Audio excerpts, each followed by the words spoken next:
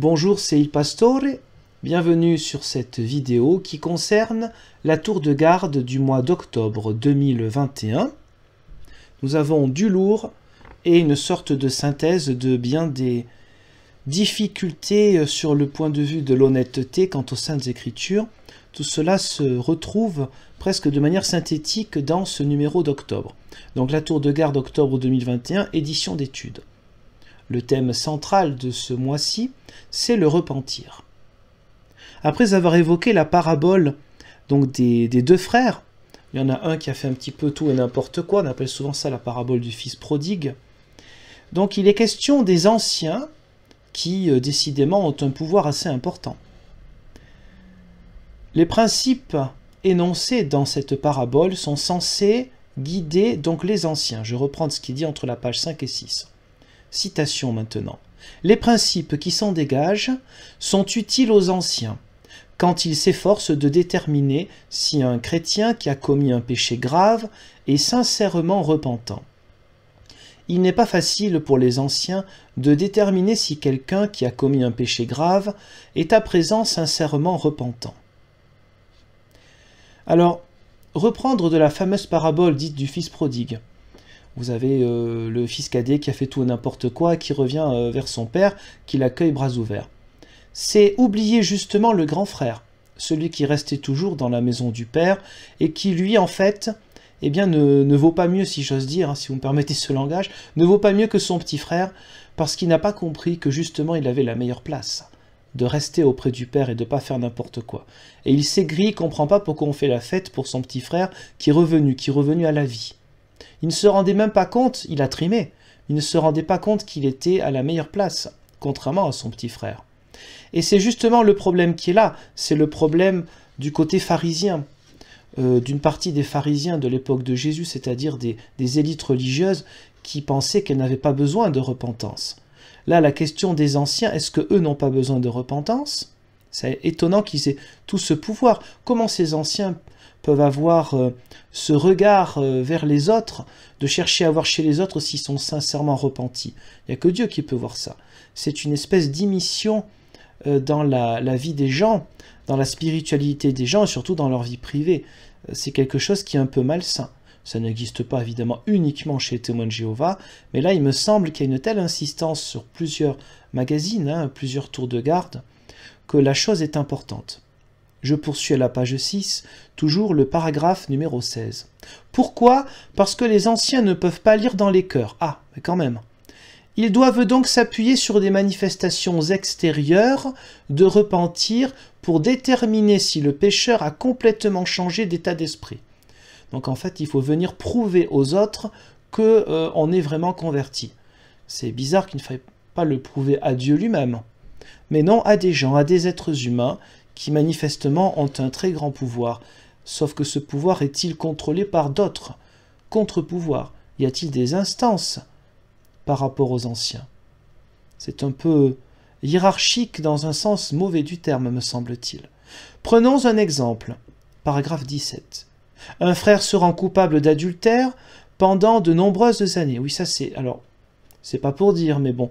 Généralement, quand il parle de péché grave, ça tourne toujours autour de la sexualité. Il devrait pourtant se rendre compte que, évidemment, ces choses-là existent, mais il devrait se rendre compte que ce qui les touche aussi, eux, témoins de Jéhovah, tout autant que l'Église catholique romaine ou que d'autres religions ou églises, c'est la pédophilie. Et qu'en proportion, il semblerait qu'en proportion, il y en ait le plus chez eux que dans l'Église catholique romaine. En proportion de leur nombre, hein. Bon. Les anciens en particulier et pas seulement. Prenons un exemple. Un frère se rend coupable d'adultère pendant de nombreuses années. Au lieu de chercher de l'aide, il cache sa conduite immorale à sa femme, à ses amis et aux anciens. En même temps, quelqu'un qui est coupable d'adultère, il ne va pas forcément le crier. Enfin, c'est un peu naïf de croire qu'il va dire « Coucou, je trompe ma femme, tout va bien ». Bon, pardon, mais quand même, c'est un peu de la naïveté, un côté très infantile une fois de plus. Numéro 18. Une personne excommuniée qui est sincèrement repentante assiste régulièrement aux réunions. Là, je dirais qu'il y a la question de comment on tourne les phrases. C'est une affirmation Donc, cela signifie qu'une personne excommuniée qui n'assisterait pas aux réunions ne peut pas être sincèrement repentante. Donc, c'est une manière implicite, subtile, de dire aux gens ce qu'ils doivent faire pour qu'ils soient enfin réintégrés. De même, par rapport aux anciens, ceux qui ont commis l'adultère, ils doivent bien montrer, bien expliquer, alors je ne sais pas comment ils font, s'ils mettent des caméras chez eux, bien montrer que non, désormais c'est fini, ils ne commettent plus l'adultère. Bon. Ça, c'est aux êtres humains, il y a une insistance. Hein, par rapport à Dieu, pas trop, mais par rapport aux êtres humains, aux anciens, c'est très important. Donc la personne excommuniée, je reprends le paragraphe 18, elle suit les conseils des anciens, toujours eux, en ayant de bonnes habitudes d'étude et en priant régulièrement. On voit toujours la priorité, c'est ce qu'ils appellent eux l'étude. Alors moi, évidemment, je ne considère pas, c'est une interprétation personnelle, donc forcément faillible. Hein. Oui, moi, mes interprétations, elles sont faillibles. Je ne prétends pas que ça tombe du ciel. Hein. Bon. Des habitudes d'étude, l'étude avant la prière, ce que eux appellent, ce que la Watchtower appelle l'étude, c'est du rabâchage de ce genre de texte et des petits livrets ou des livres. En fait, c'est du copier-coller à chaque fois hein, qui revient. Je continue toujours au numéro 18, mais à la page suivante. Ils examinent donc soigneusement chaque affaire, donc les anciens, et ne font jamais preuve de dureté dans leur jugement. C'est une affirmation. Il est impossible que ces gens-là puissent se tromper si on lit, en tout cas ce paragraphe-là. Pas forcément dans toutes les publications, hein, mais là, c'est clair. Ils ne peuvent pas se tromper, ils ne peuvent pas être trop durs, donc il faut écouter, suivre et se soumettre à leur jugement. Être un ancien dans leur congrégation, c'est avoir un pouvoir, me semble-t-il, tout puissant. La notion de gourou, il ne faut donc pas la chercher seulement dans ceux qui sont les grands pontes à New York, là, qui ont des petits soucis avec la théologie, le grec, l'hébreu et pas mal de choses, et des dates et des interprétations de dates, et bien sûr des interprétations bibliques. On peut aussi le chercher dans une fabrique à gourous. C'est-à-dire, alors je ne dis pas là qu'il n'y a pas des gens sincères, pas du tout ça. Il peut y avoir des gens qui sincèrement sont engagés là-dedans et qui cherchent à être anciens sans vouloir exercer un pouvoir sur les autres. Ça, ce serait injuste que ce serait un préjugé grave. Ce n'est pas du tout ce que je crois. Hein. Mais je pense que c'est un système qui favorise du coup malheureusement un système de gourous. Un peu comme dans d'autres églises, il y a un aspect sacré à certaines formes de clergé, et qui font que lorsqu'il y a un pouvoir, parfois il y a des abus. Donc cela n'est pas que chez les témoins de Jéhovah, mais c'est un système qui, favorise ce pouvoir-là, et donc des possibilités d'abus de toutes sortes. Toujours à la même page 7, le paragraphe 20, puis 21. En Luc 5, verset 32, le titre de ces paragraphes s'intitule « Comment appeler les pécheurs au repentir ». En Luc 5, 32, Jésus a évoqué une facette importante de son ministère en disant « Je suis venu appeler au repentir des pécheurs ». Cela devrait être notre désir également. Alors, si jamais tu apprends qu'un de tes amis a commis un péché grave, que dois-tu faire ? Alors, oui, c'est reprendre des passages bibliques, l'appel au repentir, mais la notion de pardon, qui est pourtant présente dans beaucoup de passages du Nouveau Testament, notamment les évangiles, on ne la met pas en avant, on met en avant le repentir. Bon, c'est une manière de faire. Numéro 21, si tu essaies de cacher sa faute, donc la faute à quelqu'un que tu connais, tu ne feras que lui causer du tort. En effet, cela ne mènera nulle part, car Jéhovah voit tout. Proverbe 5, 21, verset 22, chapitre 28, verset 13. C'est bizarre que dans leur citation biblique, ils ne prennent pas la Torah, ou je ne sais plus dans quel livre et dans quel verset, mais où il est question qu'on ne porte pas le péché des autres. On ne peut porter que le sien, on ne porte pas le péché des autres. Donc là, on utilise des versets pour faire peur. Jéhovah voit tout, donc Dieu voit tout dans ta vie. Attention à ce qui pourrait arriver. Il vaut mieux essayer de le raisonner en lui rappelant que les anciens seront heureux de lui apporter leur aide. Alors là, s'ils utilisaient le Nouveau Testament, ils verraient que, effectivement, on est appelé à corriger nos frères, mais ce « on », Je précise, eh bien c'est chaque chrétien. Il n'y a pas une hiérarchie dans celui qui doit corriger son frère. Ça ne va pas être les soi-disant anciens par rapport aux autres. Donc on prend des versets comme ça dans l'Ancien Testament, on oublie déjà qu'on ne peut pas porter le poids du péché des autres, et on oublie que selon le Nouveau Testament, la correction fraternelle n'est en rien liée avec une hiérarchie où il y aurait des anciens qui ont pouvoir de beaucoup de choses, et les autres qui sont là pour écouter et se soumettre simplement aux anciens, oubliant là évidemment la diversité des ministères qui existent, même s'ils ne sont pas institués très clairement, bien sûr, à l'époque du Nouveau Testament. Mais la diversité des nombreux ministères qui existent déjà dans le Nouveau Testament ne laisse pas entendre qu'il existe uniquement d'un côté les anciens et puis de l'autre ceux qui doivent être là pour se soumettre à leur discernement qui vient du ciel apparemment. Je reprends. « Et si ton ami refuse de se confesser aux anciens, tu devrais toi-même les informer de la situation. » On voit vraiment que les anciens ont pris la place de Dieu. Et on voit évidemment le côté délation. Oui, bon, c'est ça. Système gourou, système d'une dictature, hein, il y a toujours un lien. Hein. Bon. Système de la peur. Tu montreras ainsi que tu souhaites sincèrement aider ton ami.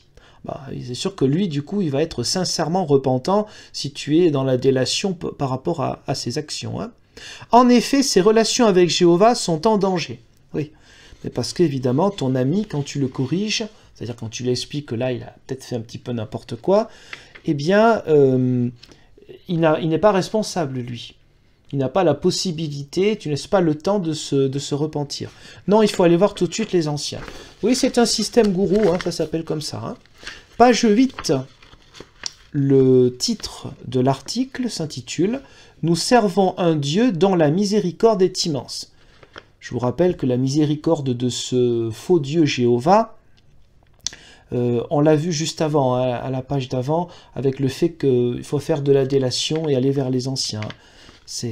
Ou alors c'est un Dieu qui est plein de miséricorde, mais pas les anciens, je sais pas, il y a peut-être deux sortes de dieux. Le Dieu Jéhovah et puis le Dieu ancien, je ne sais pas trop comment interpréter. Paragraphe 2 de la page 8, extrait. En effet, comme le dit David, « Il n'agit pas avec nous selon nos péchés » Psaume 103, verset 10. Cela dit, il arrive qu'il corrige avec fermeté quelqu'un qui a péché. Donc là, on est toujours avec, oui, il y a miséricorde, mais attention, en fait, c'est la carotte et le bâton. Hein. C'est le système de manipulation. La carotte, bon, en général, c'est quoi? C'est vous allez vivre éternellement sur cette terre, un petit paradis qui reviendra, et vous pourrez aider les autres qui, pour l'instant, sont dans l'erreur, à vivre éternellement, du moins qu'ils adhèrent à la vérité de la Watchtower. Et puis là, donc c'est pareil, tu peux avoir la miséricorde, mais quand même fais attention parce que Dieu peut punir. Donc là, évidemment, c'est facile hein, de retrouver dans l'Ancien Testament des passages un peu pénibles sur une image soi-disant violente de Dieu, alors qu'en fait c'est l'être humain qui plaque ce regard-là. Et c'est oublier aussi le Nouveau Testament avec le pardon et la grâce qui était déjà présente dans l'Ancien Testament. Mettre en valeur la grâce de Dieu, c'est sûr, vous ne trouverez pas ça dans ce genre de publication. Hein. Le péché, ça, il est bien mis en avant. Le péché, la peur et puis la possibilité de se repentir auprès des anciens. Paragraphe 4 de la page 9. Dans sa lettre aux Éphésiens, Paul a écrit que la miséricorde de Dieu est immense.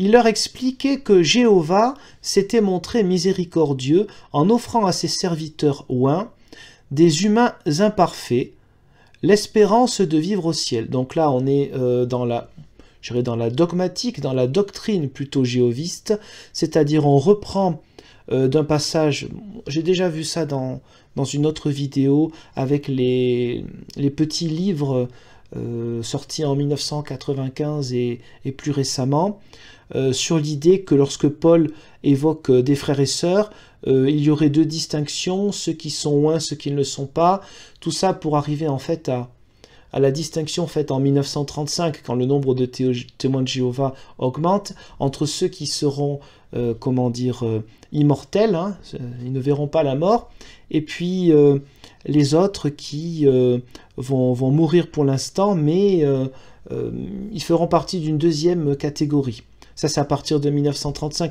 La doctrine évolue à partir du moment où la démographie le nombre de membres, disons, des témoins de Jéhovah augmente. Donc on prend un verset de Paul qui n'a rien à voir, et pour parler d'une miséricorde, en fait, uniquement pour ceux qui seraient appelés à être immortels, plus tard à vivre au ciel, c'est-à-dire, voilà, une distinction entre ceux qui seront au ciel et les ressuscités qui seront sur la terre. C'est finalement les 144 000, c'est uniquement ceux qui seront au ciel, alors qu'avant, on l'interprétait évidemment différemment. Voilà. On adapte évidemment les interprétations bidons des Écritures, hors contexte, hors vie de l'Église telle qu'elle était au 1er siècle, etc. Bon. Parce qu'évidemment, le centre de tout, c'est qu'au 1er siècle, le but le plus important, c'était de parler de quelque chose qui se passerait 2000 ans ou 2100 ans plus tard, par rapport à une future résurrection avec un paradis sur terre, parce qu'on croit tous à la résurrection quand on est chrétien,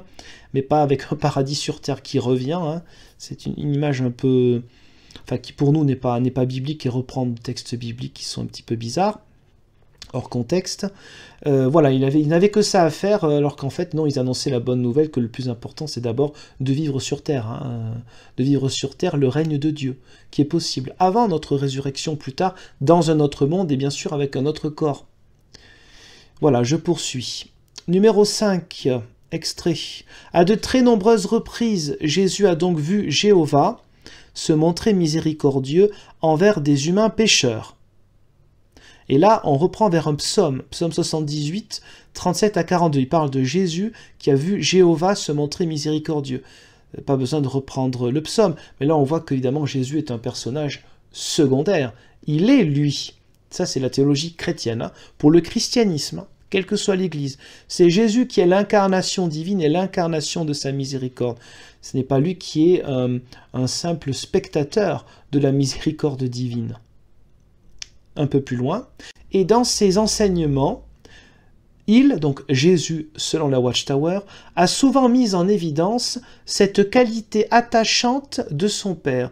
Voyez comme ce vocabulaire n'est pas simplement infantile, il est dégradant, j'ai envie de dire presque pour la dignité divine. Je vais un peu loin, je reconnais, mais qualité attachante, mais ce n'est pas une qualité attachante. La miséricorde divine, la grâce divine, c'est le cœur de l'identité, justement, de ce que nous comprenons, du moins, de l'identité divine. Ce n'est pas quelque chose de gentil ou d'attachant, c'est ce qui bouleverse la vie, justement, des pécheurs que nous sommes tous, de pouvoir se repentir, de pouvoir changer de vie. C'est pas une qualité attachante qu'on peut cocher comme dans un QCM. Ah oui, alors Dieu, il est comme ça, il a cette qualité attachante. Non, on voit là qu'il n'y a pas, ou en tout cas on n'a pas du tout la même expérience spirituelle non plus. Il ne s'agit pas simplement de doctrines différentes, il s'agit de dénaturer ici le christianisme et de dénaturer évidemment le sens de l'action, de l'œuvre divine, que l'on appelle notamment l'Esprit Saint. L'Esprit Saint c'est l'œuvre divine, qualité attachante, non, c'est...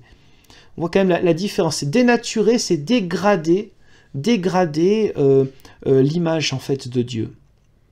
Un peu plus loin au paragraphe numéro 6, plus bas dans la page 9. Avec miséricorde, il lui a pardonné et lui a fait sentir qu'il était le bienvenu.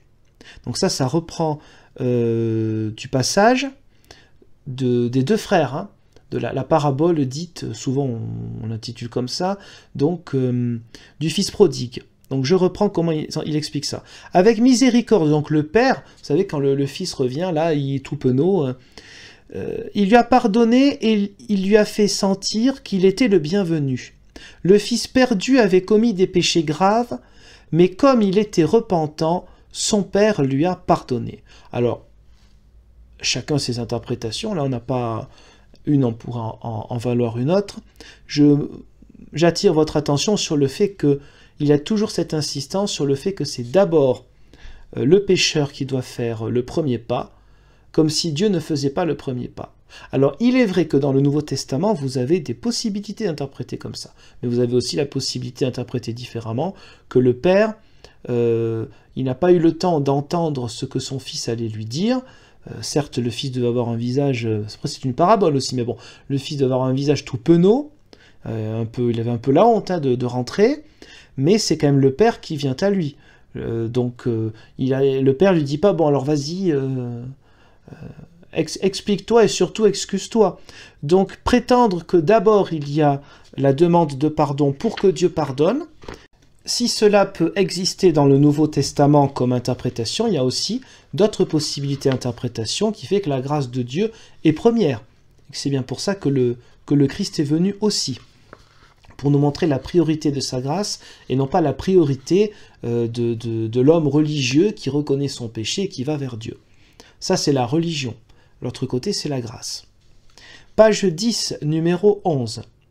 On pourrait comparer une personne excommuniée à une brebis malade. Cette personne est malade sur le plan spirituel. Il reprend Jacques, verset 14 du chapitre 5. Encore une fois, hors contexte, parce que il ne semble pas qu'on parle de ça dans Jacques, des personnes qui sont refoulées. Pourquoi? Parce qu'elles sont en désaccord avec un iota de la doctrine, ou qu'elles ne sont pas d'accord avec tout ce qui est dit, ça craint un peu. Et tout comme c'est le cas pour certaines maladies physiques, quelqu'un qui est malade spirituellement peut être très contagieux.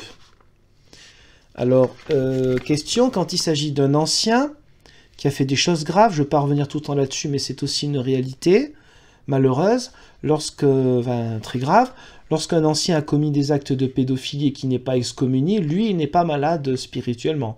Tout va bien. Je continue. Numéro 13 de la page suivante, c'est-à-dire de la page 11. Voyons quelles instructions Paul a données aux chrétiens de Corinthe au sujet d'un pécheur non repentant. Cet homme couchait avec la femme de son père. Quelle conduite choquante! Peut-être pas la peine de dire ça, normalement on est censé l'être, hein, bon. Mais là encore, comme des petits-enfants. Oh là là, c'est pas bien! Jéhovah avait dit aux Israélites, « L'homme qui couche avec la femme de son père a déshonoré son père, tous les deux doivent absolument être mis à mort. » Lévitique 20, verset 11. Bien sûr, Paul ne pouvait pas ordonner que l'homme soit mis à mort. Et oui, puisqu'on est passé à la Nouvelle Alliance, il y a des choses un peu différentes maintenant. Mais il a demandé aux Corinthiens de l'excommunier. Cet homme avait eu une mauvaise influence sur les autres membres de l'Assemblée. Alors, la question de l'influence avec des conduites honteuses, d'abord, là, encore une fois, on a une insistance sur la sexualité. Généralement, c'est le côté obsédé est très présent dans les mouvements intégristes. Hein. Ça, c'est assez clair. C'est-à-dire l'insistance sur le péché, c'est souvent à ce niveau-là quand même. Hein. Ça devrait poser question. Le fondement du péché, avec ses conséquences qui peuvent être de cet ordre-là, le fondement du péché, c'est je n'ai pas besoin de Dieu, je n'ai pas besoin des autres. Je suis assez grand, je n'ai pas besoin des commandements, je peux faire ma propre loi, ma propre Torah, commencer avec la base, l'Ancien Testament. Puis j'ai quand même une morale, hein, je n'ai pas besoin des autres pour qu'on me le dise. Alors oui, on a tous une morale, mais celui qui fait la distinction, celui qui tranche entre le bien et le mal, ça ne peut pas être nous, mais Dieu lui-même. Donc ça, je suis un peu classique sur ces sujets-là, mais surtout, ce qu'il faut bien comprendre, c'est que l'insistance ici sur la sexualité, ça veut dire qu'on oublie un petit peu le reste. Le reste, c'est aussi l'idolâtrie dans les excès. L'idolâtrie, quand on considère que ceux qui sont 7, 8, 9 personnes et qui détiennent, qui possèdent la vérité, puisqu'il faut écouter tout ce qu'ils disent et ce qu'ils écrivent, et les regarder aussi sur Internet, ceux qui sont à New York, là, ça c'est une forme d'idolâtrie. Hein. Quand on considère que certaines personnes, ce qu'elles disent, ça correspond à la parole de Dieu, et qu'elles ne peuvent pas se tromper, je sais qu'il y a une publication récente qui a dit qu'il n'était pas infaillible, mais quand tout le reste laisse entendre l'inverse, c'est-à-dire qu'ils ne peuvent pas se tromper, comme les anciens finalement ne se trompent pas, ça s'appelle de l'idolâtrie. C'est aussi grave que toutes les conduites désordonnées sur le plan de la sexualité, hein, au niveau du péché. En effet, certains n'étaient même pas choqués par sa conduite scandaleuse. Plus tard, Paul a appris que cet homme avait fait de grands changements dans sa vie. Il était sincèrement repentant, bien qu'il ait sali la réputation de l'Assemblée. Paul a dit aux anciens qu'il ne voulait pas se montrer trop dur. Il leur a demandé de lui pardonner volontiers et de le consoler. Notons la raison qu'il évoque, pour qu'il ne soit pas submergé par une tristesse excessive. Continuons après cet exemple, toujours centré sur des sujets en dessous de la ceinture. Page 12. Passons à autre chose. Numéro 15. Tout comme Jéhovah, les anciens prennent plaisir à faire preuve de miséricorde. Donc là, on est encore dans une forme d'idolâtrie. Donc là, les anciens vraiment ressemblent à Dieu lui-même. Hein. Les autres, je ne sais pas, mais eux, oui. Ils prennent plaisir à faire preuve de miséricorde. Bon, bah déjà, on est content que ça leur fasse plaisir, parce que sinon, ce serait un peu bizarre. Bon. Ensuite, est-ce que la miséricorde n'est pas possible pour tout témoin de Jéhovah?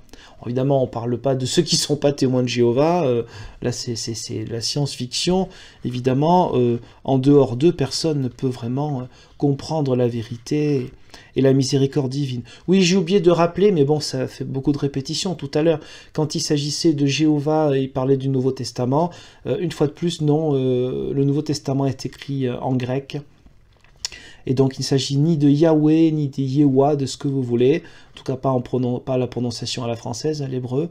Hein. C'est Kurios, hein, qui veut dire Seigneur, ou c'est Théos, qui veut dire évidemment Dieu en français, mais il n'y a pas Jéhovah, toujours pas dans le texte grec. Hein. Si c'était si important, même en grec, ils auraient pu très bien reprendre avec les lettres grecques le tétragramme, s'ils avaient voulu. Mais non, parce qu'on passe à autre chose avec la Nouvelle Alliance. Et le plus important, donc, c'est l'action divine par le Christ et puis par le Saint-Esprit. Pas en reprenant un mot hébreu dont on ne connaissait pas encore les voyelles et la véritable prononciation. Voilà, bon, passons, pas toujours répéter les mêmes choses. Numéro 16, en bas de la page 12, « Ne fermons pas notre oreille à nos frères et sœurs qui sont en souffrance. » Alors, qu'est-ce qui nous aidera à être miséricordieux? Ça, c'est le titre de ce passage. Ne fermons pas notre oreille à nos frères et sœurs qui sont en souffrance. Alors bien sûr, c'est une excellente chose, ça veut dire, attention, par contre, il faut fermer son oreille à ceux qui ne sont plus frères et sœurs. Ceux qui sont excommuniés ne sont plus frères et sœurs. Puis nous avons bien une hiérarchie entre d'abord les anciens, qui eux font preuve de miséricorde, et les autres, le bas peuple, qui, allez, va faire un effort, hein, va essayer d'être gentil avec les autres, puisque les anciens, eux, ils y arrivent bien, même, ils arrivent autant que Dieu lui-même. Un peu plus loin, page 14, le titre « Renoue une amitié avec Jéhovah ». Chaque année, de nombreuses brebis de Jéhovah sont réintégrées dans l'assemblée chrétienne. Donc là, ça veut dire que ceux qui sont partis reviennent. Alors déjà, on aimerait bien avoir le nombre, hein, les statistiques, hein, et puis combien sont partis et ne reviennent pas. Voilà. Mais l'autocritique, bizarrement, c'est quelque chose qu'on ne trouve pas là-dedans. Voilà. Quand on n'est pas capable de se remettre en cause et de voir le mal qui peut exister, pas simplement chez les autres, ça c'est facile, hein, mais chez soi, eh bien, on a un petit problème avec la notion d'humilité, hein, qui n'est pas qu'une notion, mais qui est vraiment, là aussi, une manière d'être précise du Christ lui-même, et une invitation à faire de même. Page 15. Ah, ça y est, vous allez peut-être deviner par vous-même quelqu'un qui nous a manqué. Ça fait longtemps, on est à la page 15 et on ne l'a pas vu encore. Je vous laisse quelques secondes pour deviner qui c'est qu'on n'a pas encore vu, qui nous n'avons pas encore vu, et qui est quand même important parce que ça fait longtemps qu'on n'a pas fait peur aux gens. Et oui. Par ailleurs, tu lui donnes l'occasion de répondre aux accusations de Satan. Ça fait longtemps qu'on ne l'avait pas vu, il nous manquait. Proverbe chapitre 27, verset 11. Oui, alors peut-être, je peux avoir des propos qui choquent, je vais m'expliquer. Quand je dis « il nous manquait », évidemment, il ne me manque pas l'esprit de division, évidemment pas, littéralement, hein. Bon, au premier degré. Quand je dis « il me manquait », c'est une manière un petit peu ironique, cynique, je l'assume, et peut-être avec un peu d'humour, on ne sait jamais, eh bien, pour évoquer le fait que le phénomène de peur et le phénomène des priorités mal placées, hein, tu donnes l'occasion à Jéhovah de répondre aux accusations de Satan. Voilà, la mission du chrétien, c'est de répondre aux accusations de Satan, comme si le Christ n'était pas vainqueur. Et oui, c'est pas Jéhovah quand on est chrétien, c'est Jésus-Christ, hein, le cœur de notre foi. Hein. Bon, et donc c'est lui qui est vainqueur par la croix et la résurrection. C'est pour ça que, avec mes convictions personnelles, auxquelles on adhère ou pas, évidemment, je me permets ce genre d'humour parce que Des fois, je trouve qu'il n'y a plus que ça à faire. Donc oui, quand je dis il me manque, je dis tiens, quand même, page 15, on l'a pas encore vu. On a déjà essayé de faire peur aux gens depuis le départ. Parce qu'attention, Dieu, c'est un Dieu de miséricorde, mais à certains moments, il est un petit peu... voilà, il te fait sentir que ça va pas quand même. Donc là, hop, Satan est là, rassurons-nous, tout va bien, on peut continuer à avoir peur, et surtout, on peut continuer à faire un travail qui est inutile, puisque le Christ l'a déjà fait pour nous. Un peu plus loin, toujours à la page 15, parle souvent à Jéhovah. Bon, c'est le sens de la prière. Alors, là encore, prier comme parler à Dieu, c'est une définition plus que pertinente, mais une définition que chez nous, on donne aux enfants. Quand on dit c'est quoi prier, prier c'est parler à Dieu. Après tu dis ce que tu veux, ce que tu as sur ton cœur, tu peux évidemment demander, savoir aussi rendre grâce, remercier, etc. Mais quand on s'adresse à des adultes, dire aux gens, parlez souvent à Dieu, mais si on leur parlait comme ça, t'es gentil, mais ouais, tu peux utiliser un vocabulaire un peu plus adulte, quoi. Bon. Ton père comprend qu'à cause d'un sentiment de culpabilité persistant, tu peux avoir du mal à le prier. Romains 8, 26. Là, c'est une fois de plus se moquer du monde. Le sentiment de culpabilité persistant, s'il n'est pas donné par ce genre de publication, il est donné par qui, En tant que chrétien, je considère qu'il y a une bonne et une mauvaise culpabilité. La bonne culpabilité, c'est tout simplement le réalisme sur soi-même. Et là, effectivement, il y a des moments où on doit demander pardon à Dieu, notamment pendant le culte, il y a un moment de confession du péché. Le pasteur ou le prédicateur lit un texte, une prière, et on est lié à cette prière, et donc chacun intérieurement demande pardon à Dieu. Dans la vie quotidienne du chrétien, chaque jour, évidemment qu'on peut être encouragé à demander pardon à Dieu, et surtout demander pardon aux personnes en tant que telles. Si elles sont décédées, on peut demander à Dieu pardon pour ces personnes-là, afin d'être libéré évidemment de ce poids-là. La mauvaise culpabilité, c'est quand on traîne toujours des boulets, comme si Dieu ne nous avait pas pardonné. Je pense que là, c'est un peu dans ce sens-là. C'est quand on donne une image de Dieu à moitié miséricordieux, à moitié dangereux, eh bien c'est sûr que la culpabilité va vraiment persister. Donc on est à la fois la cause de cette culpabilité, puis on s'étonne. Ah, c'est étonnant, si tu as un sentiment de culpabilité persistant, parle quand même à Jéhovah, quoi. Voilà. Évidemment, on ne va pas mettre en cause ceux qui sont en partie à l'origine de ce sentiment persistant de culpabilité, c'est-à-dire eux-mêmes. Je continue toujours à la page 15. Là, c'est un témoignage. Il m'a fallu du temps pour me débarrasser de ce sentiment de forte culpabilité. Sois sûr que les anciens et d'autres frères et sœurs mûrs veulent t'aider à redevenir l'ami de Jéhovah.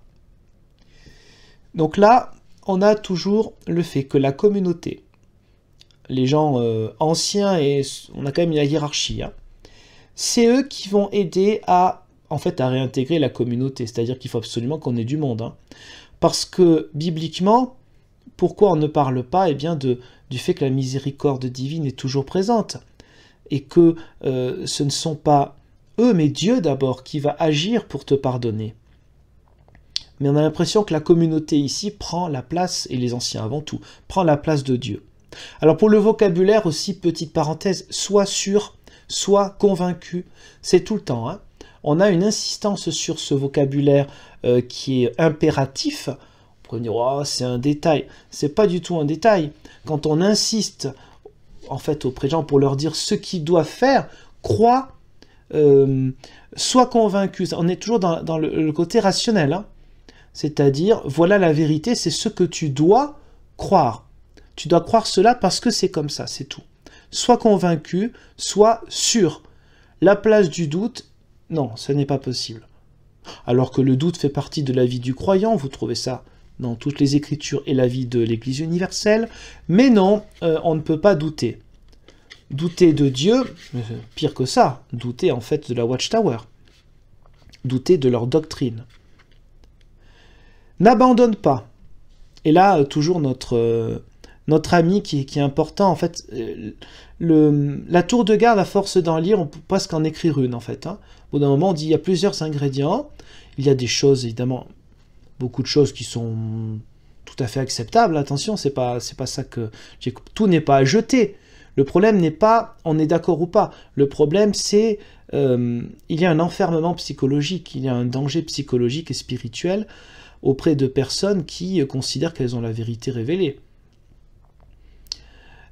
Et qu'il y a donc des techniques de manipulation très simples et qui existent depuis la nuit des temps, c'est-à-dire faire peur aux gens et trouver la personne qui les réconforte, où là, ils ne risquent rien.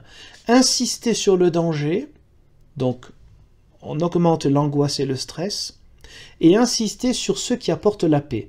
Et celui qui apporte la paix, c'est pas uniquement Dieu. On voit que c'est plus un pion dans cette doctrine-là. Ceux qui apportent la paix, c'est un groupe, le groupe lui-même. Donc voilà, ça c'est le système sectaire dans ça, traditionnellement, c'est-à-dire on insiste sur les dangers de l'extérieur, de ceux qui pourraient avoir des idées différentes, on insiste sur le danger du diable alors que bibliquement, le Christ est vainqueur. Tout ça pour dire attention, nous avons raison, et là le Christ il est remplacé par la Watchtower. Satan continuera de faire souffler des tempêtes dans ta vie pour essayer de t'affaiblir et de t'empêcher de renouer une amitié avec Jéhovah. Luc 4, 13. Une insistance là-dessus comme si rien n'avait été accompli depuis le début de l'évangile de Luc. Quelqu'un qui a quand même accompli pour nous, qui a gagné ce combat. Nous ne sommes plus esclaves du péché. Nous sommes toujours pécheurs, c'est-à-dire qu'on a toujours la tentation de se prendre pour Dieu et de prendre les autres pour plus petits que soi. Mais nous sommes conscients de cette faiblesse et donc on n'est plus esclaves du péché. Ça a été déjà accompli par Jésus-Christ, il n'y a plus besoin de l'accomplir. Ceux qui prétendent que ce n'est pas fini, que ce n'est pas accompli, qu'il reste encore des choses à faire, ne sont pas dans le message de l'Évangile, sont hors de l'Église chrétienne. C'est pas important l'Église chrétienne, ils sont hors de la foi chrétienne. Page 17. Sois un bon berger. Intitulé « Ce que les anciens peuvent faire ». Donc là, on s'adresse aux anciens, le côté hiérarchique. Note ce que fait Marcus lors de ses visites pastorales. Alors là, j'ai trouvé ça étonnant. C'est la première fois que je vois ce mot, sans doute il est ailleurs, le mot pastoral. Donc les anciens ont une vocation pastorale. C'est assez intéressant donc de reprendre dans le Nouveau Testament la diversité des ministères. Et voilà comme les anciens, en fait, cumulent plusieurs choses. On notera bien sûr, évidemment, l'absence de formation, c'est qu'ils ont leur école de Galaad. Mais quand je dis formation, c'est apprendre à réfléchir avec des outils. C'est pas apprendre par cœur une doctrine, comme c'est souvent le cas. Moi, j'ai de temps en temps pas des correspondances, mais quelques petits messages, quelques commentaires. Certains donc sont corrects, et donc parfois j'y réponds. Et donc tout de suite c'est une batterie de versets comme on voit, c'est-à-dire qu'il n'y a pas une réflexion personnelle, un travail personnel sur les Écritures, mais reprendre ce que dit la Watchtower. Et puis quand on répond, hop, nouvelle batterie de versets, avec une méconnaissance, une ignorance impressionnante, mais bon, je suis pas étonné, du christianisme en fait, et des théologies. Alors, donc tout le monde n'est pas censé connaître peut-être le détail des églises chrétiennes, de leur théologie, mais quand même du b.a.-ba, du genre la Trinité. Alors, quand je dis du b.a.-ba, du genre la Trinité, on peut le dire de manière simple, un seul Dieu, Père, Fils et Saint-Esprit, la même essence divine, la même origine divine, mais trois manifestations différentes en tant que Père, Fils et Saint-Esprit. Alors que dans ceux qui nient la Trinité, il y en a qui peuvent se dire chrétiens sans être témoins de Jéhovah, sauf que avec eux on peut discuter, ils ne balancent pas une batterie comme ça de versets. C'est d'autres compréhensions. En fait, souvent, les mots sont différents, mais on arrive à peu près aux mêmes conclusions sur notre image de Dieu. Mais ce n'est pas une batterie de versets. Quand on a un dialogue, d'abord, on ne répond pas pour convaincre l'autre, on répond pour dire sa propre conviction, mais en essayant d'être curieux sur le pourquoi de l'autre. Pourquoi est-ce que l'autre a une autre théologie? Ça, c'est le dialogue écuménique. Le dialogue écuménique, c'est, sur certains points, on est en désaccord, évidemment, au niveau des églises. Est-ce que ces désaccords sont si graves? Bien, pour le savoir, on va creuser, historiquement, théologiquement, etc. Et il arrive qu'une bonne partie de ces différences, finalement, ne sont pas importantes. Pour celles qui demeurent, qui restent donc sujet de division, en tout cas à l'heure actuelle, eh bien, on a quand même cette espérance de continuer. Voilà, c'est la différence entre le dialogue et le sectarisme. Le dialogue, c'est « je ne renie pas ce que je crois, mais j'essaye d'aller déjà plus loin, de comprendre pourquoi est-ce que je crois ainsi, quelle est ma théologie, et quelle est la théologie de l'autre. » C'est très enrichissant, ça ne veut pas dire que je vais changer d'église ou changer de théologie, ou qu'on va faire un mélange, c'est pas ça l'écuménisme, mais ça veut dire que je suis ouvert à une autre compréhension de vivre la même et unique foi chrétienne. Et c'est comme ça aussi qu'il y a des accords depuis plus de 100 ans déjà, et qui sont, je dirais, exponentiels en fait, hein, des accords entre les églises chrétiennes pour plus d'unité, au niveau aussi des échanges de pasteurs, des choses très concrètes, bien sûr les mariages de chrétiens de diverses confessions, etc. Voilà, l'opposé, sectarisme, voici la batterie de versets bibliques, souvent hors contexte, et donc voilà, c'est comme ça, c'est pas un dialogue, c'est on vous balance ça, quoi, voilà, en pleine figure. Page 18, sois fermement convaincu d'avoir trouvé la vérité. Donc là, vous voyez encore sur ce vocabulaire de le doute ne peut pas être présent. Donc tu dois y croire, pourquoi? Ben, parce que c'est vrai, quoi. Alors, vous savez, c'est comme un syllogisme. Ça retourne, c'est le serpent qui se mord la queue, quoi. Ça retourne toujours sur soi. Selon certaines estimations, alors on est toujours dans le certain, plusieurs, ce vocabulaire aussi qui est très large et qui permet aussi d'éviter des procès parce que s'il donnait des noms peut-être de certaines églises ou de religions ou de personnalités, il risquerait surtout, aux États-Unis, il risquerait des procès en diffamation. Selon certaines estimations, il existerait des dizaines de milliers de religions dites chrétiennes qui affirment toutes détenir la vérité. Alors là, bon, il faut en rigoler, quoi. Alors d'abord, si on prend des dizaines de milliers, on va dire alors quoi, au bas mot, donc 20 000. 20 000 religions chrétiennes. Alors, je ne sais pas où ils sont allés trouver leurs chiffres.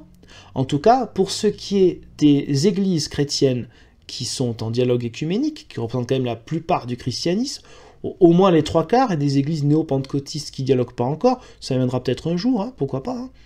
Donc au niveau du conseil écuménique des églises et de l'église catholique romaine, on a des centaines d'églises, mais quand on regarde les centaines, c'est quoi? C'est fait par nation.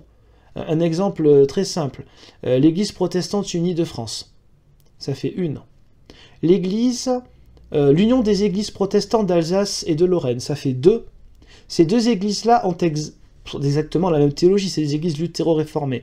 C'est pour des raisons juridiques et historiques qu'il y a l'église du côté, on va dire, séparation des églises et de l'État, l'église protestante unie de France, et puis les églises du Bas-Rhin, du Haut-Rhin et de Moselle, parce qu'il y a toute une histoire avec ça.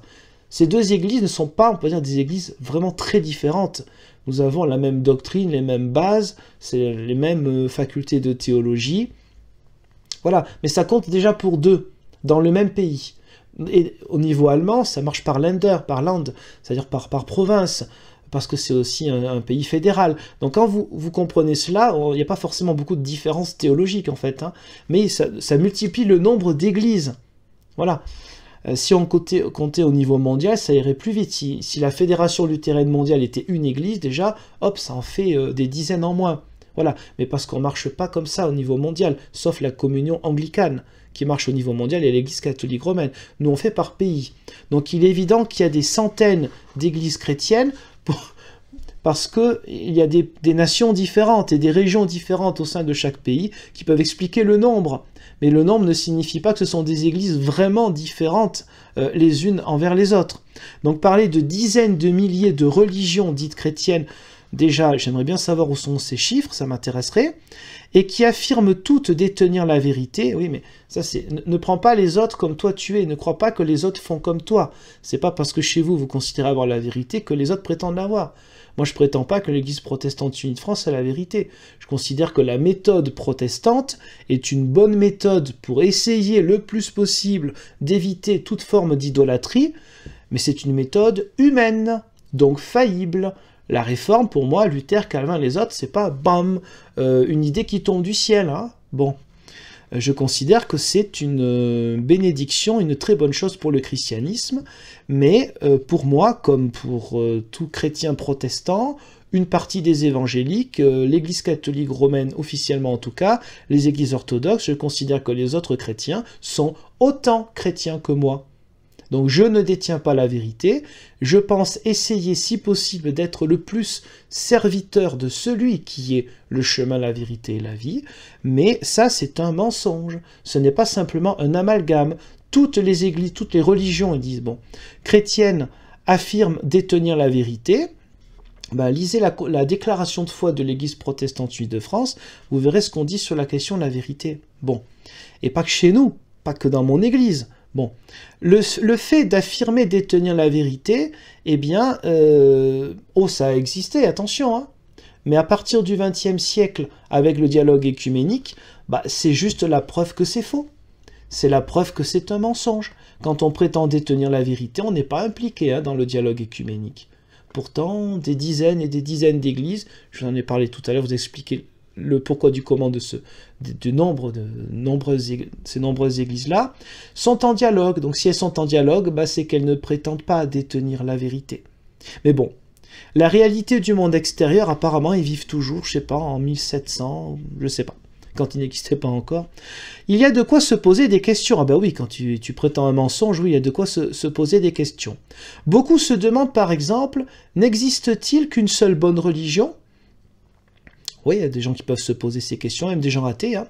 Ou Dieu les accepte-t-il toutes? Alors là, évidemment, on est toujours dans le côté manipulation. En fait, on va réduire les questions que soi-disant se posent un nombre faramineux de gens pour arriver à voici la réponse. Voilà. Sois fermement convaincu de ce que je vais te dire, parce que je t'affirme que les gens, ils se posent cette question, donc toi, tu dois aussi te poser peut-être la même question, ou tu dois répondre à ceux qui se posent cette question, par la réponse que moi, je te donne. La réflexion personnelle, l'autocritique, bon, vous mettez ça à la poubelle. Et toi, es-tu fermement convaincu, de nouveau, hein, ce vocabulaire-là, hein, que les témoins de Jéhovah enseignent la vérité? Ah oui. Donc là, on dit la vérité, c'est chez les témoins de Jéhovah. Donc de nouveau, on est dans le sectarisme. Hein. Et qu'ils adorent Dieu de la manière qui lui plaît. Qu'est-ce qui nous permet de l'affirmer? Examinons les faits. Voilà, enfin les faits. Hein. Donc ça, je ne reviens pas parce que ça reprend de ce qui est marqué déjà dans leur publication que j'ai évoqué à d'autres endroits. Vous comprenez mieux maintenant pourquoi je vous ai annoncé au début de cette vidéo que la tour de garde du mois d'octobre 2021... c'est du costaud, parce qu'on retrouve comme ça plusieurs manières de faire, plusieurs doctrines et plusieurs styles différents et complémentaires de manipulation pour dire, bah, tu vois, là tu es à la bonne maison, le reste c'est du pourri, etc. Page 20, numéro 6.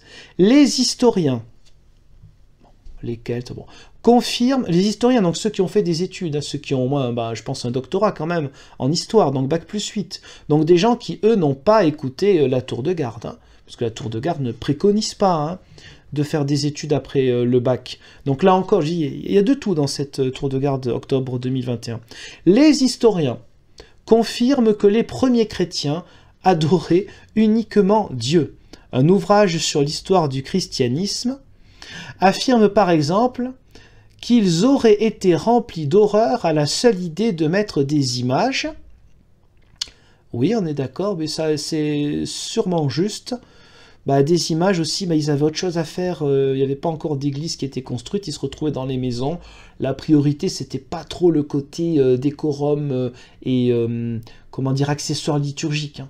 Le plus important, c'était de porter la parole de Dieu, de vivre en fraternité, d'établir plusieurs ministères, hein, pas que les anciens, hein, comme la diaconie, etc. Dans leur lieu de culte, bah, les lieux de culte, c'était leur maison déjà, donc voilà. Les témoins de Jéhovah suivent l'exemple laissé par les premiers chrétiens. Alors d'abord, le fait de ne pas mettre des images, des images de quoi? C'est des images d'êtres humains, s'ils veulent faire référence évidemment à l'église catholique pour mieux la salir, bah en fait, il y a d'autres chrétiens aujourd'hui qui n'ont pas des images, hein, des représentations, ça existe aussi dans le protestantisme, hein, mais bon. En effet, nous n'adressons pas de prières à des représentations de saints, bah, bienvenue au club, comme dans les églises protestantes et évangéliques, ou à des anges, pareil, pas même à Jésus. Ah, c'est étonnant, hein, Thomas qui dit mon Seigneur et mon Dieu, et c'est théos hein, en grec. Hein. Cherchez pas toujours le truc, mais non, c'est pas ce qu'il voulait dire. Il était quand même très étonné, donc il a dit, oh mon Dieu. Les textes bibliques, ils n'ont pas été écrits tout de suite. Donc quand on a les textes du Nouveau Testament, ils ont été travaillés avant. Hein. Un mot n'est pas mis par hasard. Donc quand Thomas dit « Mon Seigneur et mon Dieu », c'est une adoration. Se mettre à genoux devant Jésus, c'est l'adorer. Parce qu'à travers Jésus, ce n'est pas simplement un être humain, mais c'est Dieu qui est présent. Même si le terme, évidemment, de Trinité n'existe pas dans les 3 premiers siècles, c'est comme s'ils y croyaient déjà, vu comment ils s'adressent à Jésus le Christ. Donc les premiers chrétiens, des représentations, non, mais ça existe. On n'a pas forcément des représentations, effectivement. Nous ne rendons pas non plus hommage au symbole de l'État. Nous, on passe pas nos matinées à faire le lever de drapeau non plus. Hein. Bon, enfin, passons. Pourtant, vous utilisez bien quand même des avocats lorsqu'il y a des soucis ou pour avoir plus de droits. Hein. Enfin bon, le symbole de l'État, non. Rendez pas non plus hommage au symbole de la justice, quand vous cachez plein d'histoires, notamment. Je ne vais pas revenir là-dessus, mais c'est un sujet quand même terrible. Quand vous cachez à la justice tous les actes de pédophilie, c'est sûr que vous rendez pas hommage à l'État et vous rendez pas hommage à la justice. Sauf que quand on se fait prendre, au bout d'un moment, la justice de l'État, elle doit passer, que vous soyez d'accord ou pas. Quoi qu'il arrive, nous sommes déterminés à obéir à ces paroles de Jésus. C'est Jéhovah ton Dieu que tu dois adorer. Matthieu 4,10, ça ne peut pas être Jéhovah, le mot qui est utilisé dans Matthieu, parce que c'est, encore une fois, du grec. On n'a pas de mot hébreu, c'est dans le texte grec. Voilà. Numéro 7, juste après. Aujourd'hui, beaucoup écoutent avec ferveur des prédicateurs célèbres. Ah, là, on a une autre concurrence. Ce n'est plus l'Église catholique romaine, mais le monde évangélique, je dirais même plutôt pentecôtiste ou néo-pentecôtiste, qui attire des dizaines de millions de gens, si ce n'est plus, sur beaucoup de continents. Notamment les méga-churches dans les grandes villes. Parfois, leur admiration pour ces hommes frôle même l'idolâtrie. On est d'accord. On est évidemment bien d'accord. Ils assistent en masse aux offices dans leurs églises, achètent leurs livres et font des offrandes généreuses pour soutenir les causes qu'ils défendent. Déjà, ils peuvent très bien acheter les livres qu'ils veulent, les causes... quel est le problème? Chez vous, c'est pareil. Hein. Certains boivent leurs moindres paroles. Oui, c'est une forme d'idolâtrie, on est bien d'accord. On n'est pas censé remettre en cause ce qui est mis là-dedans, puisque... croire en Dieu et croire ce qui est marqué là, c'est croire à la vérité. Donc c'est accuser chez les autres ce qui se passe chez soi, c'est marrant qu'ils ne relisent pas eux-mêmes ce qu'ils écrivent. Hein. On a parfois l'impression qu'ils ne seraient pas plus émerveillés si Jésus leur apparaissait en personne. Oui, on peut faire tout ce constat, oui. Pour notre part, nous ne suivons pas des hommes. Ah bon, pourtant vous suivez 7, 8, 9 personnes qui décident de tout, c'est se moquer du monde. Mais évidemment, c'est eux qui contrôlent cette publication, donc ils vont pas dire « si, en fait, on est là pour vous manipuler, quoi ». Nous respectons les frères qui dirigent nos activités, mais nous nous en tenons à ce que Jésus a clairement enseigné. Vous êtes tous frères. Matthieu 23, 8 à 10. Nous ne vénérons pas des hommes. Considérer qu'on possède la vérité et que cette vérité elle est donnée que par quelques personnes, et que par quelques personnes depuis 150 ans, ce n'est pas une vénération physique, c'est-à-dire se mettre devant ou se rabaisser, mais c'est une vénération quotidienne en réalité, dans les faits. C'est la vénération de son intelligence, ou plutôt c'est mettre son cerveau sur pause pour dire voilà, eux ils ont la vérité. Donc c'est plus qu'une vénération en réalité dans le cas de chaque jour. Nous ne vénérons pas des hommes, si, que ce soit des chefs religieux ou des dirigeants politiques, et nous ne soutenons pas les causes qu'ils défendent. Au contraire, nous restons neutres et nous nous tenons séparés du monde. Oui, ça c'est sûr. Séparés du monde, oui, c'est sûr, c'est du sectarisme. Mais par contre, les hommes qui sont à la Watchtower, ceux qui sont en haut, ils sont vus plus que des chefs religieux et politiques, puisque l'espérance, l'une des espérances de ce mouvement-là, c'est quand même la destruction, hein. D'abord des fausses religions, comme ils disent, et ensuite de la politique. Donc c'est sûr qu'ils vont pas mettre leur vénération dans ceux dont ils espèrent qu'ils vont être détruits. Hein. Langage subtil, raffiné et plein, bien sûr, de miséricorde. Dans ces domaines, nous nous distinguons nettement des nombreux mouvements dits chrétiens. Jean 18, verset 36. Regardez le passage parce que, comme d'habitude, ça n'a rien à voir, et surtout qu'au départ, il n'existe pas des divers mouvements chrétiens. Il existe une église, mais il y a effectivement des personnes qui ne sont pas avec les apôtres, et les personnes qui ne sont pas avec les apôtres, ça ne pose aucun problème à Jésus lui-même. Donc le fait qu'il y ait différentes églises, il ne faudrait pas qu'elles soient séparées, mais qu'elles soient diverses. Ça, c'est le dialogue œcuménique. Nos églises deviennent de plus en plus diverses et non pas séparées ou non plus séparées.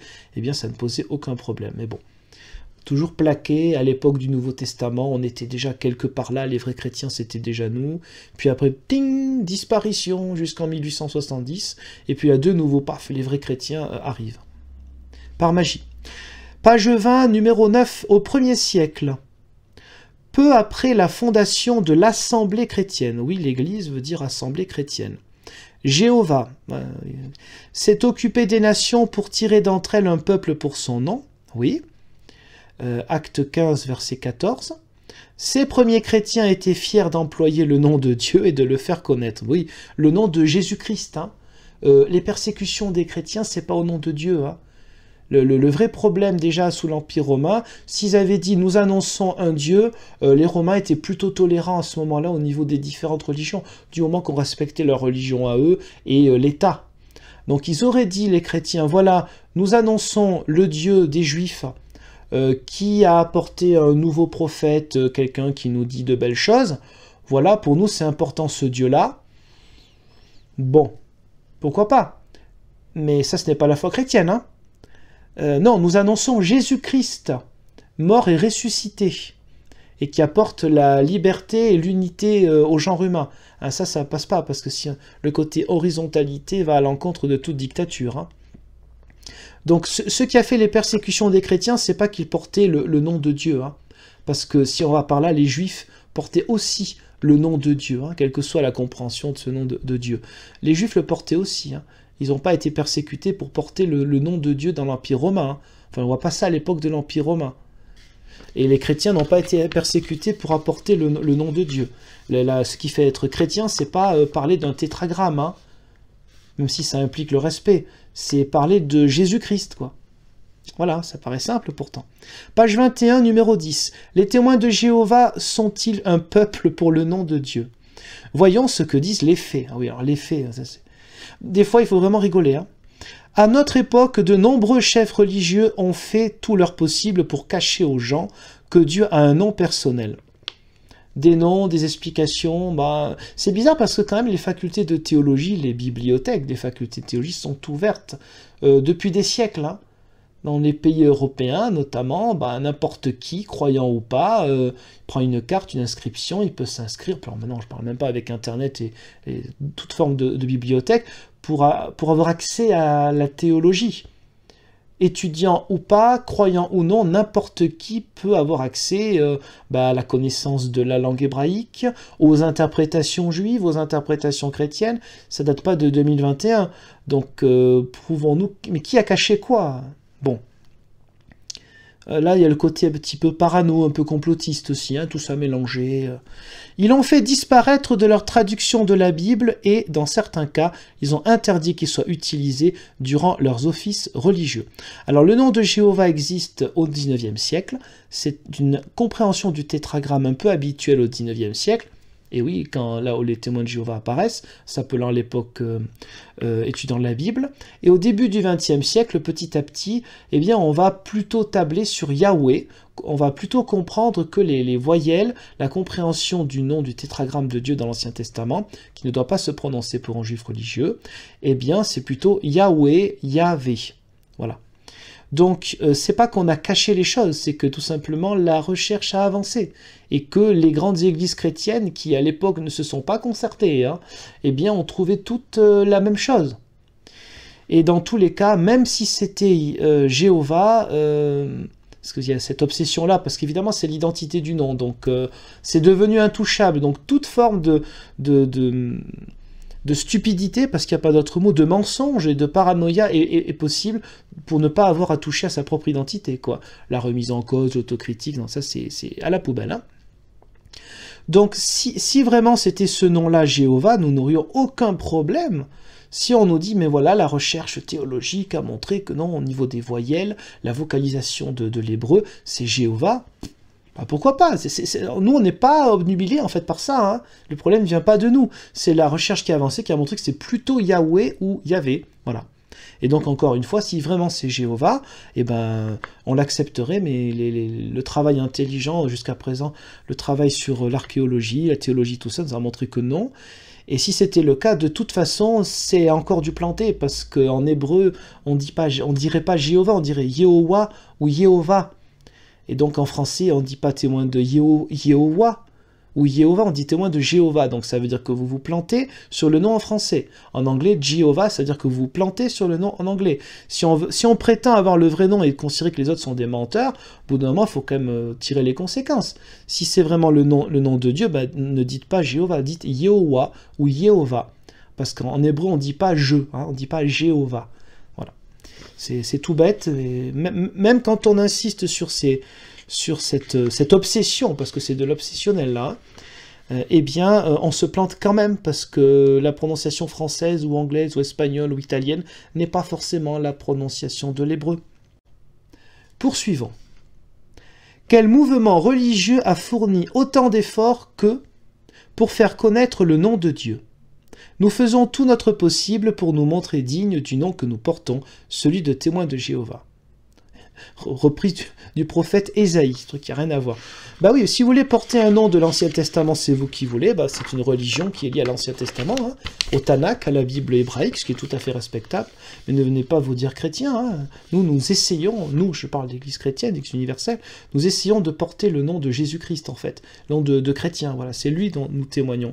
Pas d'une transcription de l'hébreu qui apparemment n'est pas la bonne, et encore tant pis si vraiment on insiste là-dessus, mais nous ne sommes pas témoins d'un Dieu uniquement de l'Ancien Testament, en fait, on est témoins du Christ ressuscité, quoi. C'est pas tout à fait la même chose. À la page 22, le paragraphe 11, de même aujourd'hui, les vrais chrétiens continuent à vivre selon la vérité, en conformant fidèlement leurs croyances et leur mode de vie à la parole de Jéhovah. 3 Jean, versets 3 et 4. Bon, là encore, la parole de Dieu, mais Jéhovah ne peut pas se trouver dans le Nouveau Testament. Il y a toujours cet amalgame, il y a plusieurs amalgames.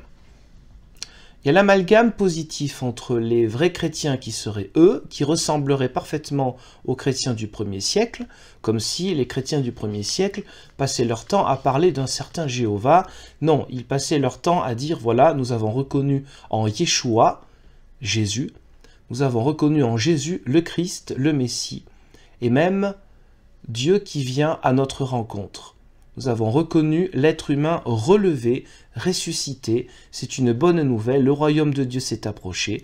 Le royaume de Dieu, c'est pas un paradis sur terre qui revient dans on ne sait pas quand. Heureusement, des gens dans 2000 ans vont trafiquer les chiffres pour trouver pour nous. Non, ils sont morts, notamment martyrs, hein, au nom de Jésus-Christ, hein, pas au nom d'un certain Jéhovah. Un peu plus loin. Oui, le deuxième amalgame, évidemment, ça va venir sur les mauvais, les faux chrétiens. Hein. Quand les frères qui dirigent nos activités se rendent compte que notre compréhension d'un point de doctrine doit être rectifiée, ils n'hésitent pas à revenir dessus.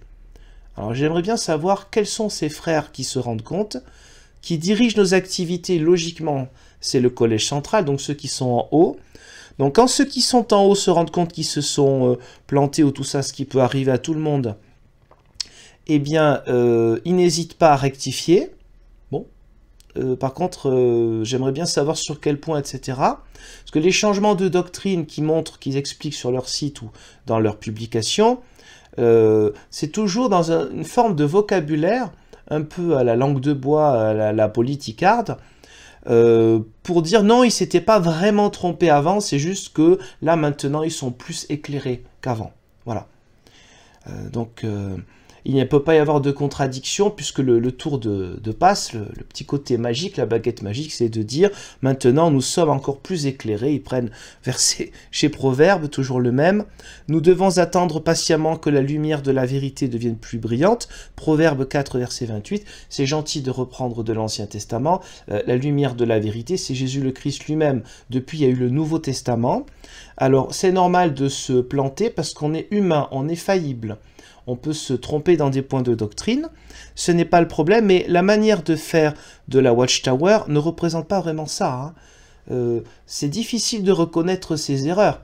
Il suffit de parler avec des témoins de Jéhovah ou s'en rendre compte par Internet, par des discussions qui sont en fait, tiens, il y a tous les versets, je t'apporte la vérité, avec une méconnaissance des religions qui est affligeante, eh bien, on voit bien qu'en fait, ils ne se remettent pas en cause, c'est pas vrai. Donc, la rectification ne revient jamais sur le fait, par exemple, les fausses dates de fin du monde, etc. Non, on a rectifié parce que maintenant, on a plus de lumière. Alors ça, c'est facile, parce qu'à chaque fois qu'on se plante, on peut dire, oui, mais maintenant, on reçoit plus de lumière. À chaque fois, on est éclairé un peu plus. Donc, non seulement il a fallu 18 siècles pour que l'Éternel Dieu daigne apporter sa lumière à la vraie compréhension de l'Évangile. Donc c'est quand même un Dieu affreux qui cache la vérité pendant 18 siècles. Hein. Pendant 18 siècles, c'est l'obscurité totale dans tout le christianisme, qu'ils appellent la chrétienté. Mais en plus, une fois qu'arrive leur vérité tombée du ciel à partir des années 1870, si on se plante, non, on ne s'est pas planté, c'est que maintenant la lumière arrive un peu plus. Donc comme ça peut durer tout le temps, c'est des techniques, ce sont des techniques assez faciles, évidemment toujours dans un grand respect des Écritures et des gens qu'on a manipulés aussi. Hein. Beaucoup d'églises, je reprends, de la chrétienté, alors lesquelles modifient leurs enseignements pour faire plaisir à leurs fidèles ou pour se faire mieux accepter par le monde. Sur quel sujet, pourquoi, on aimerait en savoir plus. Mais vous voyez la différence, amalgame positif, les vrais chrétiens ce sont les témoins de Jéhovah, ils sont comme les premiers chrétiens. Et puis les faux chrétiens, ce sont tous les autres parce qu'ils se plantent, parce qu'ils disent des faux enseignements et qui veulent plaire aux autres. Mais quand les témoins de Jéhovah apportent des changements à leurs enseignements, c'est pour se rapprocher de Dieu et pour suivre de plus près l'exemple que Jésus nous a laissé dans le domaine du culte. Jacques 4, verset 4. Donc là, c'est en fait du textuellement copier-coller de ce que l'on trouve dans les autres publications que j'ai évoquées au début de cette liste de lecture qui s'intitule donc Documents des témoins de Jéhovah 1995-2021. Donc on prend général, particulier, on mélange tout et on met tous les chrétiens dans le même panneau. Personne ne peut être dans le vrai.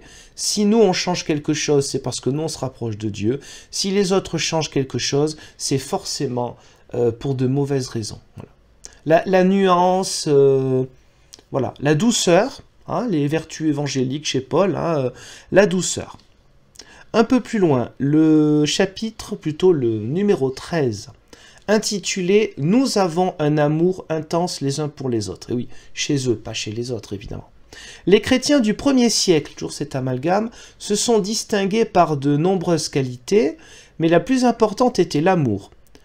Oui, c'est vrai, mais les chrétiens du 1er siècle, il y avait aussi des divisions, on en trouve chez Corinthiens et bien d'autres textes chez Paul. On trouve des choses graves comme des chrétiens qui étaient très riches et qui ne partageaient pas, et qui étaient prétentieux, qui ne regardaient pas les autres, ça c'est dans la lettre de Jacques par exemple. Donc c'est un amalgame positif qui est très exagéré, hein. Jésus a dit, par là tous sauront que vous êtes mes disciples si vous avez de l'amour les uns pour les autres. Jean 13, 34, 35. Oui, c'est l'objectif, c'est l'un des objectifs. Aujourd'hui, les témoins de Jéhovah du monde entier sont unis par l'amour. Bon, on va pas aller contre puisque ça nous est dit, on doit dire que c'est vrai. Hein. Contrairement à toutes les autres religions, nous formons une famille soudée qui rassemble des gens de toutes nations, de toute ethnie et de tous milieux sociaux. Dans le christianisme, nous rassemblons des gens de toutes origines, toute ethnie, toute nation, tous milieux sociaux, et il y a ce qui s'appelle le dialogue écuménique qui fait que, malgré qu'il y ait des différences, eh bien, il y a des dialogues et des relations beaucoup plus étroites et des liens plus importants, des ouvertures entre les grandes églises chrétiennes au niveau nationaux, continentaux et internationaux. Mais ça, évidemment, il ne faut pas en parler parce que c'est un élément positif. Je vous rappelle quand même que dans les premiers bouquins qu'on a vus sur une autre liste de lecture, c'était aussi le diable de discuter ensemble. C'était à la fois le diabolique de discuter ensemble et diabolique d'être divisé. Voilà, ça marchait dans tous les coups. Là, ils sont plus nuancés dans leurs propos, mais on arrive à peu près à la même chose. Rien ne peut être bon ailleurs que chez les témoins de Jéhovah. Puisque c'est écrit, il faut le croire, hein. Un peu plus loin, l'amour sincère que nous avons les uns pour les autres se voit clairement lors de nos réunions ou de nos assemblées. Très bien, donc ce sont des gens qui sont souriants, on le voit sur toutes les photos. Oh, quand on voit des photos d'autres assemblées chrétiennes, on voit aussi des gens qui sont souriants. Hein. Mais c'est vrai que parfois on dit, côté par exemple protestant, on est un peu plus austère, on est un peu plus strict. C'est quelque chose qu'on dit, qui peut être vrai, qui peut être un peu daté aussi. Mais la joie de la foi, c'est pas forcément avoir un sourire ultra bright. Hein. Surtout quand tout le monde se surveille les uns les autres. Mais pour eux, l'amour intense les uns pour les autres, c'est se méfier peut-être de la délation qui peut arriver si j'ai fait quelque chose de grave. Je vous rappelle, la délation, c'est dans le même document. Hein. Donc l'amour les uns pour les autres, c'est se surveiller les uns les autres.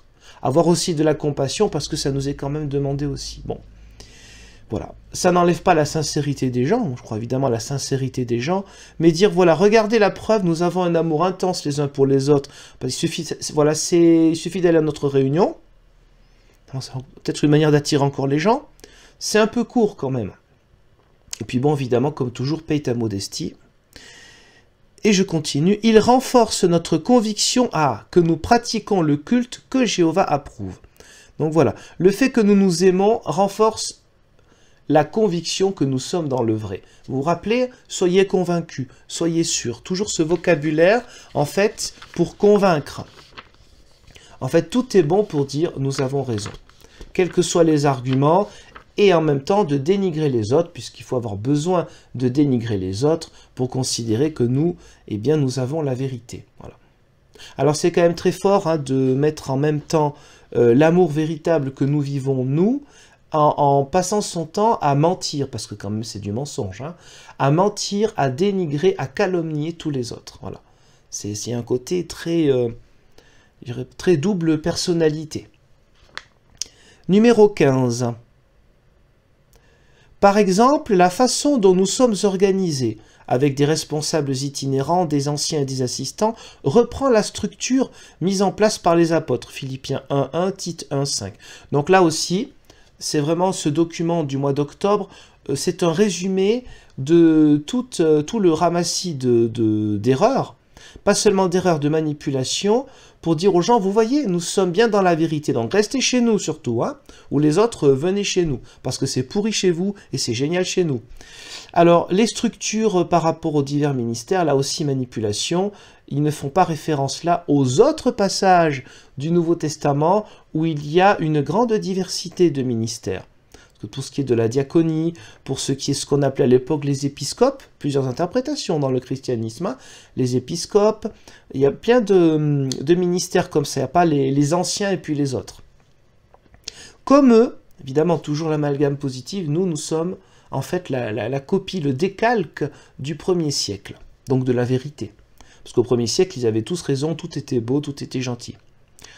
Comme eux, nous acceptons le point de vue de Jéhovah sur la sexualité et sur le mariage.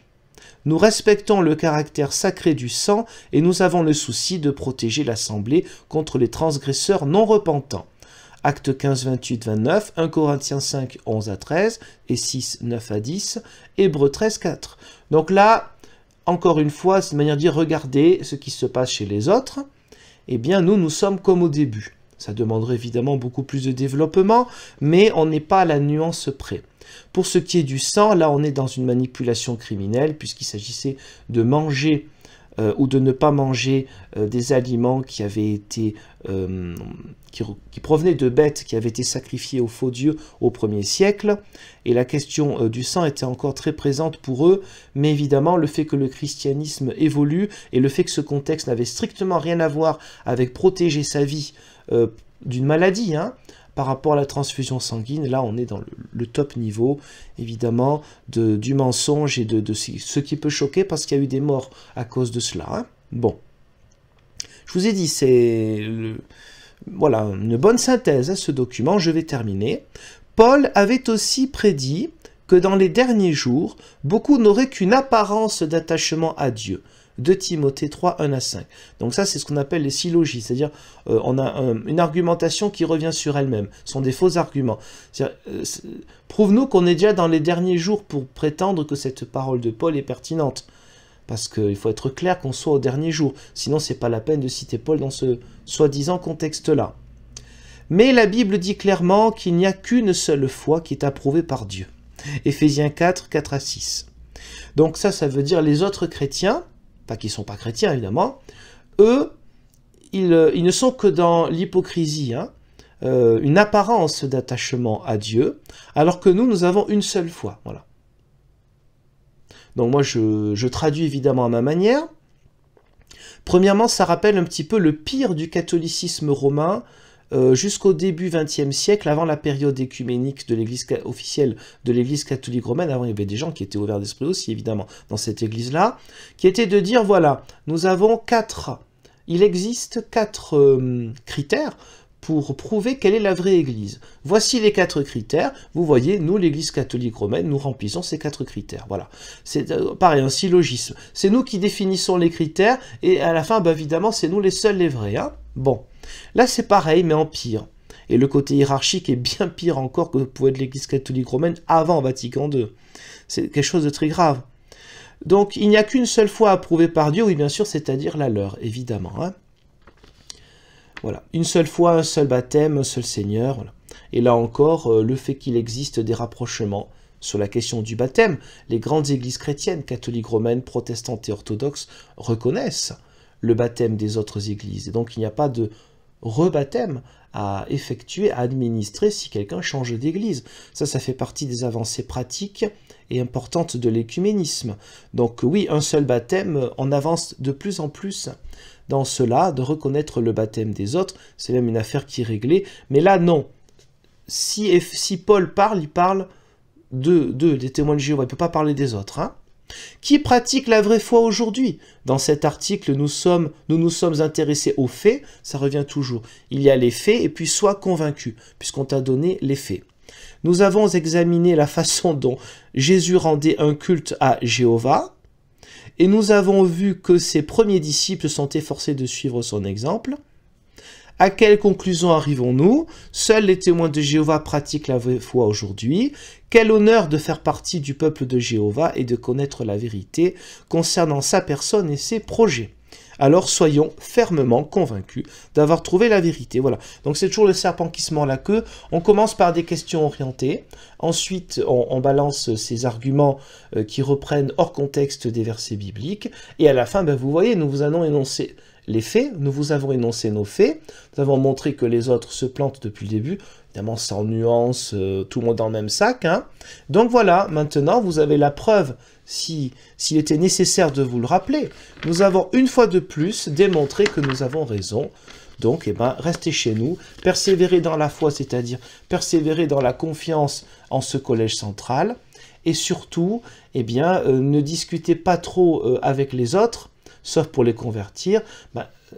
C'est pas dit explicitement, mais à partir du moment où les autres représentent l'hypocrisie, le faux culte, de faux enseignements, le but premier c'est de plaire au monde, donc à quelque chose qui est diabolique.